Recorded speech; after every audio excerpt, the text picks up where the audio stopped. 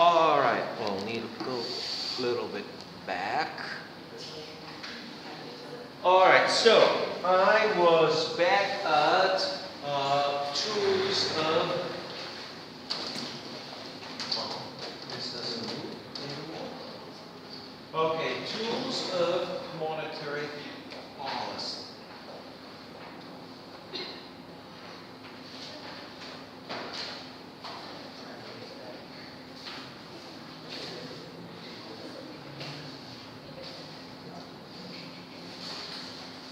Tool number one was the required rate of reserves, which determined the multiplier. We call it the money multiplier. There are a few other multipliers, but that's the main one. Tool number two were loans to banks. Now, this one has two versions that you need to understand. Number one is I'm repeating some of the stuff, but I want to make sure that you understand this clearly. Loans to banks. These are, number one, discount loans.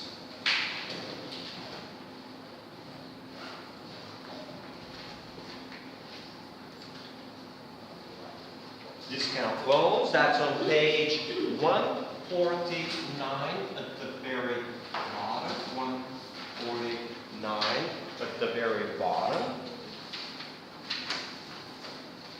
These are temporary purchases by the central bank of IOUs. In other words, a customer, let's say a business, borrowed money from the commercial bank and they gave the commercial bank a promise to pay, a promissory note, okay? This we'll call just a loan. Now, the commercial bank will sell the loan to the central bank. So that's a discount loan. When you sell it to the central bank, it will be sold at a discount. For example, the corporation offered to pay back, let's say, $1 million. The commercial bank holds a promise for $1 million, okay? Well, the commercial bank will sell it to a discount, at a discount to the central bank, let's say for $950,000. So instead of collecting $1 million from the customer 3 months from now, they will collect $950,000 from the central bank. And then the central bank will collect the money from the corporation. And if the corporation doesn't pay back, it's still the commercial bank responsibility to recover the loan to the central bank. So essentially, this is, even though it is a purchase by the central bank of a loan, but that purchase of a loan is in the form of a discount, and it's called a discount loan. The other one is called outright advance.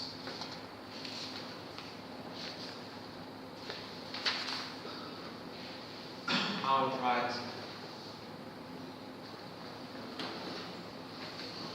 advance, that's on page 150.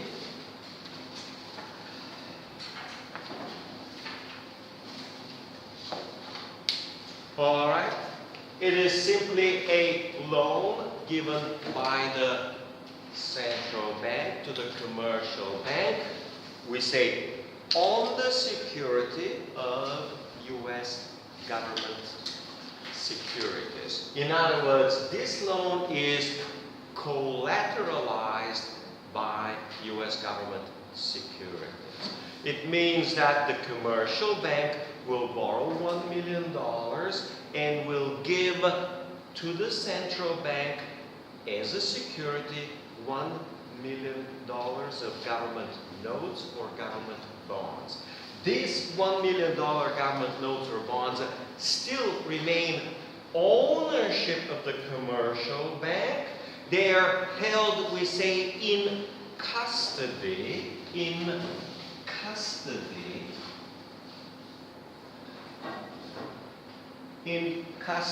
at the central bank. This means the central bank holds them temporarily in custody as collateral, okay? And they gave the money, meaning they gave loan to the commercial bank. When the commercial bank after 5 days or 15 days pays back the loan, the central bank will give them back the securities. The securities never change ownership. The securities were not bought. They were not sold. Just the central bank keeps them. This is the same as if you want to borrow money from a money lender, okay, they'll say, well, you can borrow money, but you have to leave your motorcycle, okay? So the motorcycle is still yours, okay? And they give you $200 loan, okay? And if you pay back, they get you back your motorcycle, but if you can't pay back, they keep it. It's the same thing. So you leave your motorcycle in custody, okay? Now, this type of borrowing where you as a consumer, relatively poor consumer, will borrow $200 or $500 against a watch or against your gold or against your motorcycle. This business is called a pawn shop.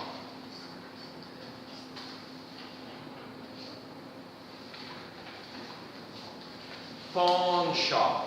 A pawn shop is a business, is a lender, we call it money lender, who lends a small amount of money against the security. We call it collateralized with consumer things. Maybe you give an expensive watch and they give you $50 loan against the watch. Or you give your earrings or gold rings or gold whatever. Okay, that's a pawn shop.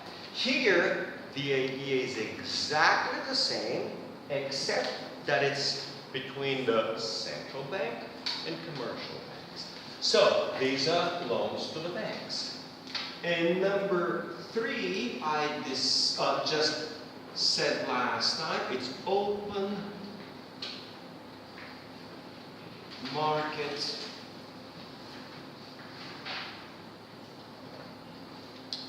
operations. So, we need to break this down into pieces. What is the open market?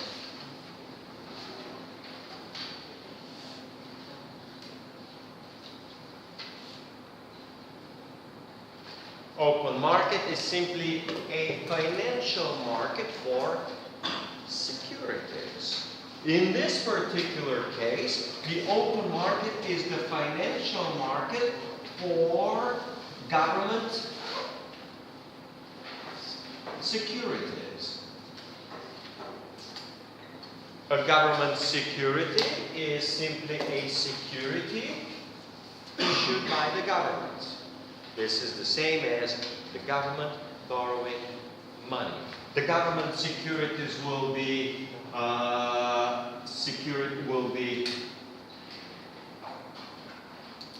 notes. These are short-term, and bonds. These are relatively long-term. These are government securities. These government securities are commonly called or known as treasuries. Treasuries.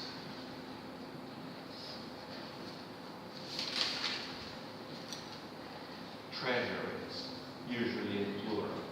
So, a treasury is a government security. So we call it treasury notes or treasury bonds. So treasury is the adjective, and treasuries represents the securities. Okay? So, the open market is the open market for treasuries. This is the market open. So, this is the market. Open means anyone can, with money, can go and buy or sell. This is just a financial market. Open means you as an individual can literally go there and, pay your money and get the treasury, okay? And you hold your treasury. This means any bank, any financial institution, okay? Any pension fund, any mutual fund, any hedge fund, possibly any foreigner or foreign financial institution, anyone, that's called open market. So, now we're to operations. It's just a very fancy term made to confuse people. There are only two types of operations. In the market, there are only two things you can do: buy and sell. So the operations are buy and sell. And now we're at the point of trying to get to explain the buy and sell part. It's very easy. Central bank goes and buys. There's nothing complicated about it. Or central bank already owns them and sells them. There's nothing complicated about that part. The question is, how does buying affect money supply? How does buying affect the money supply? Well, it's a simple question with actually a very simple answer. How does the central bank pay for the purchase? So, they buy a government security, let's say for worth 1 million.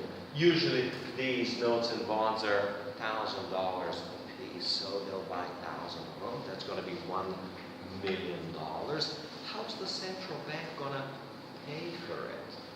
Well, one way they never, ever want to pay for is, and they never do, is gold. Gold is way too valuable. Gold is way too precious. You don't want to have gold floating in the system. So, the other way that they pay is with cash, as in banknotes, as in money. Well, where do they get the bank from? The banknotes from? Yeah, well, no, but the question was the central bank getting the money from. When we say operations, this means that the central bank goes on the open market and the central bank buys or sells treasury. But the question is, where is the central bank getting the money to pay for the treasury? Print it. It's as simple as that. The central bank will print, in the sense of create the money. And they create it out of nothing, out of nowhere. Now, it's important to understand, this is, again guys, pay attention. Everywhere in economics and in money and banking, we say that the central bank, we use the word print. But most of the times, the true act is not printing. The true act is creating a deposit. They increase. Remember, central bank has two liabilities. All right, let's do that. Let's do that. Central bank has two liabilities. The first main liabilities are banknotes, which is just paper money, which they usually print. So when we say print, it's the same as increasing the number of banknotes in circulation.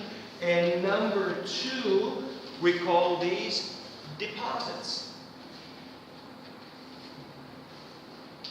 Central bank has a deposit. Who's the depositor? Commercial banks. We call these deposits Fed funds. The deposit is a liability, let's write it out here, liability to the central bank, and it's an asset to the commercial bank. Okay? So they can just print the banknotes and give the banknotes to the commercial bank, or whoever sells it. But what they usually do is they'll increase the deposits of commercial banks. So they will create money by depositing the commercial bank account. So the commercial bank will have higher deposit at the central bank. Now, if the commercial bank wants, they can take their deposit and convert their deposit into cash. And they can take a truck full of banknotes. But commercial banks usually don't do that. They don't want to do that. They don't want to hold too much cash. They prefer to hold a deposit with the central bank if they can.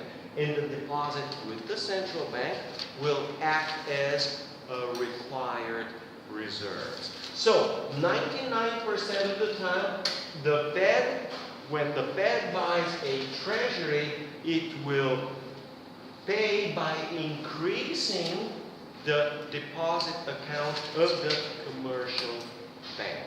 Okay? So they'll increase this part. Now, when you increase this part, it is exactly the same economically to increasing the banknote in circulation. And now let's make it crystal clear so that nobody gets confused. These two pieces together constitute the reserves. These two constitute the reserves. Commercial bank reserves. So whether it's a banknote, it increases the reserves. Whether it's $1 million of deposits, it increases reserves. What is the mix between banknotes and deposits does not matter at all. Whether they increase the banknotes, it's the same thing as whether they increase the deposits. They increased by exactly the same amount the reserves, and the monetary effect will be on money supply and inflation will be identical. So we use for short and say that the central bank prints the money in that sense. Now these two constitute the reserves of commercial banks, and all the reserves of commercial banks, which commercial banks can use to expand credit or the multiplier, now introducing a brand new term, is called monetary base. That's a brand new term, monetary base, sometimes shortened as MB. So the monetary base will be reserves owned by commercial banks used for expanding money. So let's try and have it very simple and very easy.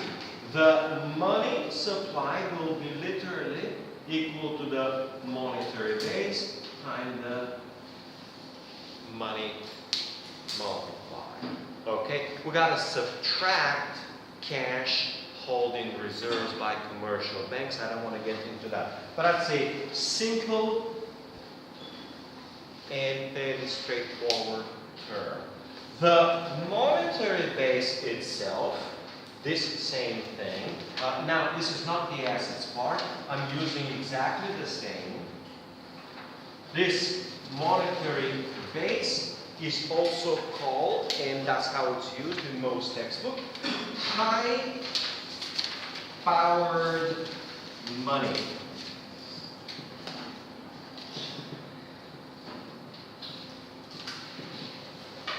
High-powered means that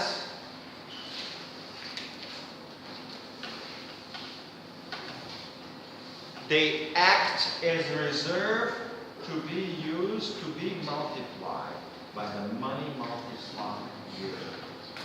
So, This high-powered money is money that can be multiplied many times through the multiplier mechanism. So it's the same thing.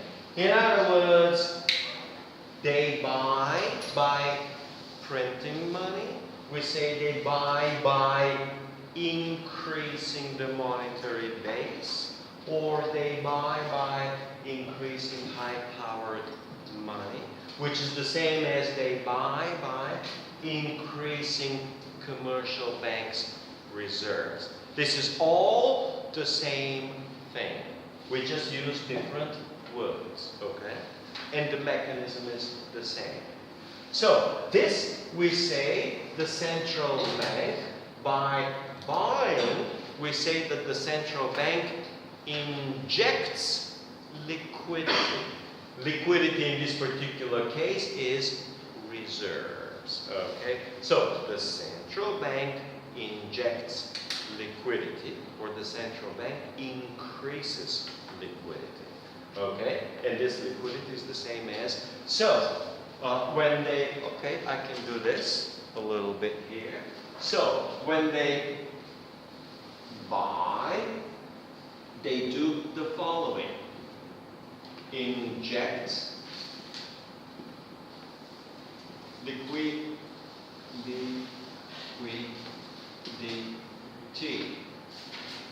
They increase liquidity. This is the same as they print money. Okay? This is the same as increasing the monetary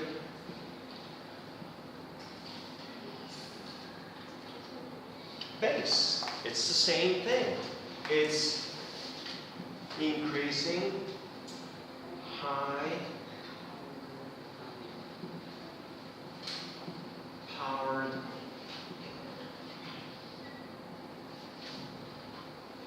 money, okay? It's the same thing as increasing the reserves. That's when they buy. Now the next piece is even simple. So all these things are, let's write it out. The same. They got the same meaning, okay? When they sell, it's the exact opposite. We say reduce liquidity, but now, because liquidity is considered in banking and finance kind of like water sloshing around, maybe in a lake or whatever. Maybe you should come and sit somewhere around here for the second hour so you can see better, right? Yeah, because it's like, you know, for the second hour you're going to come back so you can see closer and nicer. So, they like to use the word for liquidity, they like to use the word when you sell and reduce liquidity or lower the liquidity, they use the word you drain liquidity.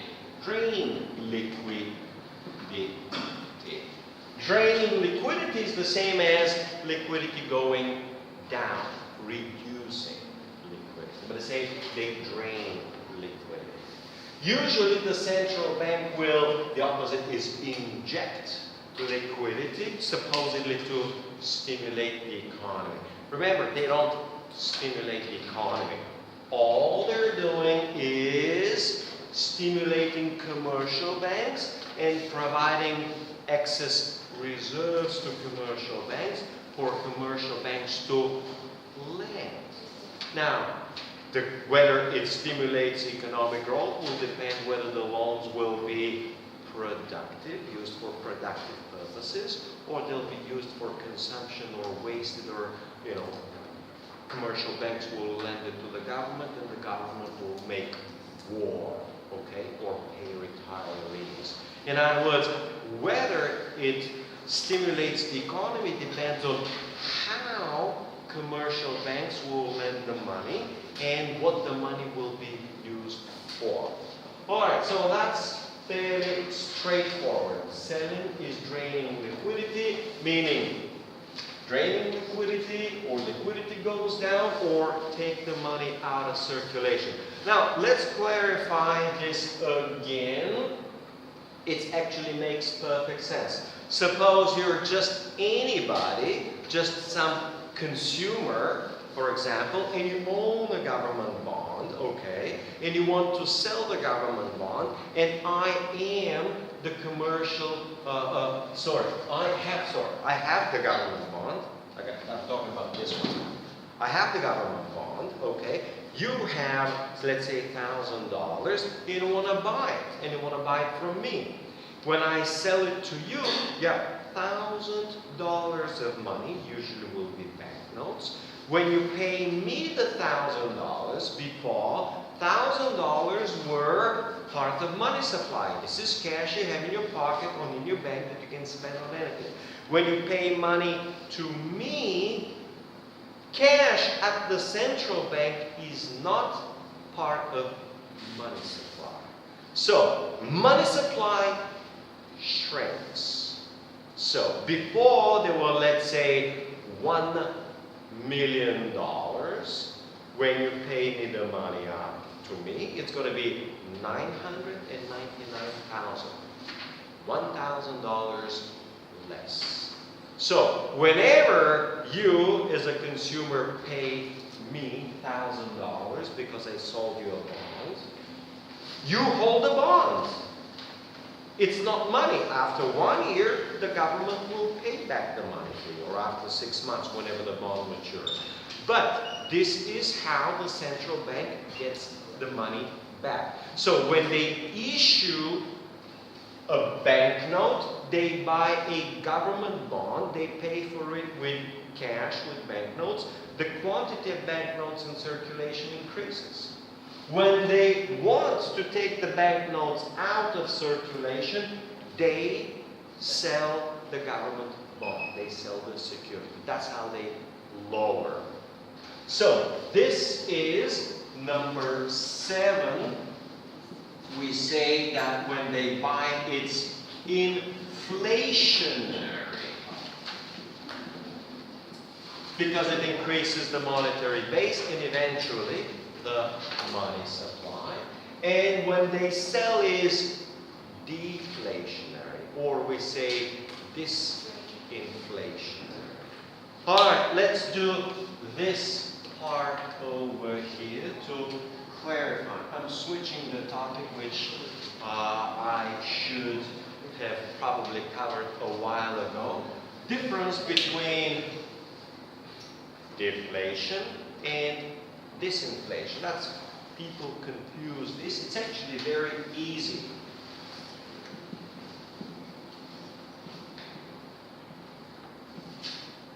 Deflation means two things.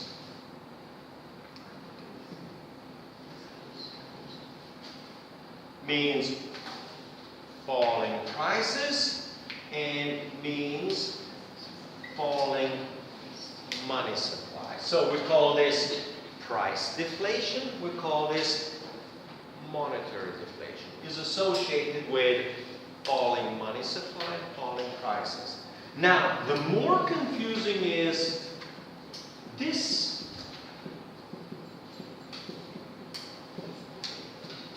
inflation. This inflation means that prices rise and money supply rises, but at a lower rate, at a lower growth rate. So, for example, we provide example. In 2010, and I'm just picking some numbers random, inflation was 12%, plus 12%. Prices grew by 12%. and money supply grew maybe by about the same. Next year, 2011, it was plus 10%. Prices are up quite a lot, but 10, they're up less than what they were in the previous year. And then 2012, prices grow by 8%. So prices still increase, but at a lower rate. So the rate of growth is negative. They grow, but grow at a lower rate. So 2013, they grow at plus 4. That's all this inflation. At 2014, they grow at plus 1%. This is all this inflation. We say that inflation decelerates. And then 2015, it grows at minus 2%. That's in 2016, minus 3%. That's deflation. Okay? So, negative inflation is called deflation. And this is falling inflation is called disinflation. Okay? So, usually the central bank always wants to maintain inflation, maybe 2, maybe 3%. They got an inflationary target over the last many years. They have inflationary target. They say they want to raise prices by 2% because 2% keeps the economy stable. This is false, totally false. It's not true. 2% does not mean stable prices. It means rising prices, okay? It means that you lose half your money in about 30 or so years, okay? But they say like that. It's not true, okay? So, when they sell, they drain liquidity. Now I need here. And when they drain liquidity, usually selling securities, we don't say it's deflationary. That's not correct. We say it's disinflationary.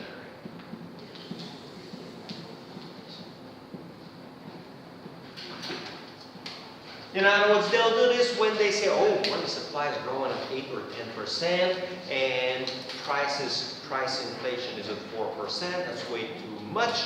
They'll drain some liquidity to slow down inflation. Okay. Now, when inflation is higher than desired, let's say they desire about 2%, 2.5%, they're happy with that 1.5%. Okay? When inflation is more than 2.5 or 3%, they like to say that and here's the key, here's the key, this is how they manipulate people. They say that the economy is overheating.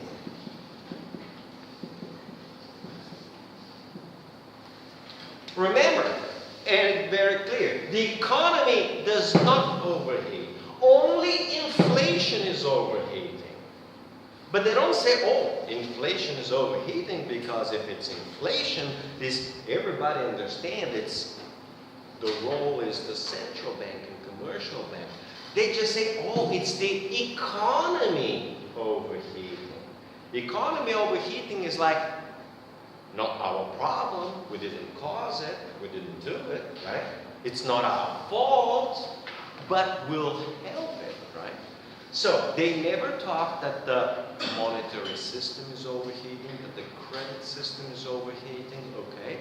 That lending is overheating. They always say the economy is overheating.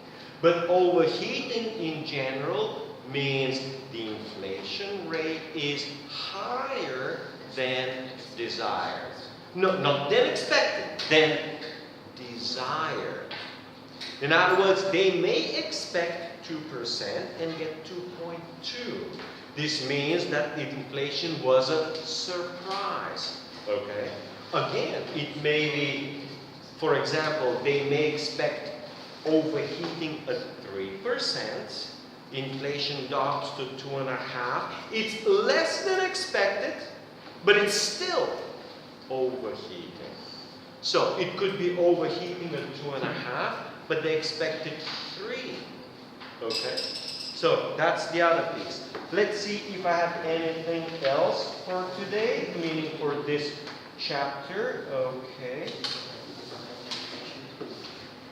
Okay, that's okay. Yes, there's one important piece. Question? I'm not sure about the overheating. About overheating. Overheating means price inflation, which is higher than desired inflation. So, central banks will have what's called target inflation.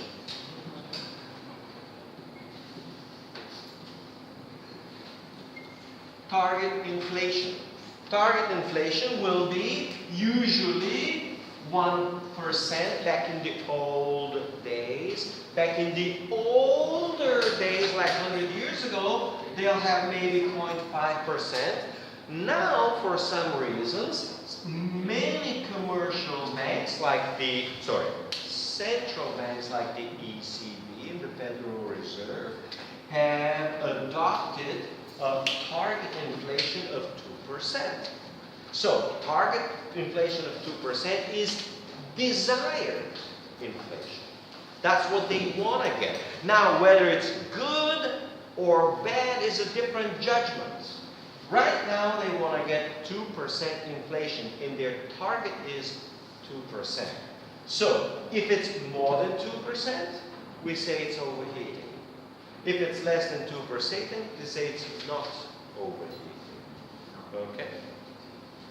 Now, they may be actually, for some reasons, historic or otherwise, they may be expecting 2.6. So they may expect to be 2.6, but they get 2.3. So it's overheating still, but overheating less than what they expected. Okay. Now, the last piece that I want to finish this lecture so you can take the break is the following.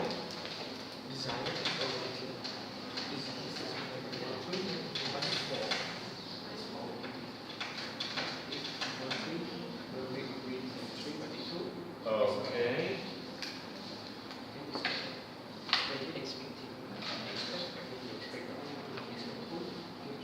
Guys, all right. 5 more minutes, and after 5 minutes, maybe less, you can do all the things you want. The required rate of reserve is just 5%, 10%, 15% is a percent to what they keep. Loans to banks. The tool for loans to banks is called the discount rate. I did that last time. This is the interest rate which central banks lend money to commercial banks. This is the same as interest rate which commercial banks pay to the central bank for borrowing money. I already did that. So, let's rewrite it here.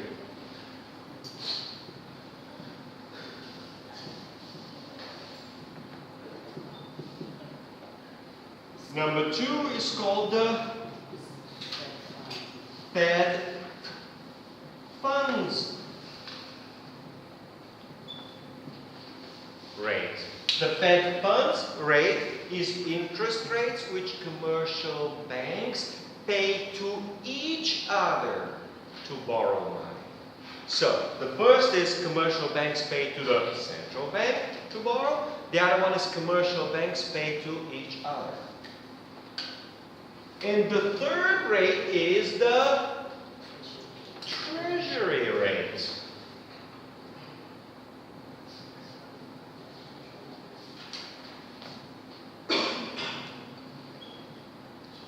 This is the interest rate which the government pays to borrow.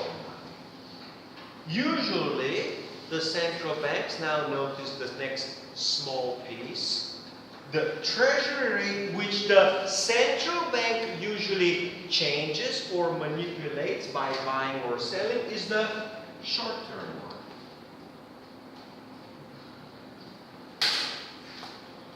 Is the short-term treasury rate, same as government securities. So these three are the main primary tools of monetary policy. These are the actual tools, and these are the interest rates. The central bank will have one discount rate. It will have a similar, slightly different Fed funds rate. Fed funds, we call it target rate. And they'll have a similar treasury rate. Usually, treasury rate is the lowest of them. Then the Fed funds rate will be slightly higher. Slightly higher. So, for example, if you are a commercial bank, you lend to the government will pay 0.37%. But if you lend to another commercial bank will be just slightly more risky. You'll lend it to 0.39%. Okay? So, you want to borrow money, I can lend it to the government 37, they gotta pay me 38 or 39. And the discount rate will be a policy rate, let's say 0.50%. So, if the central bank wants to have it, we call it expansionary policy, which is the same as inflationary policy, they will lower 1, 2, or all three. If they want to have a disinflationary policy, they will raise 1, 2 of them, or all three of them at the same time. Okay? All right, you guys now can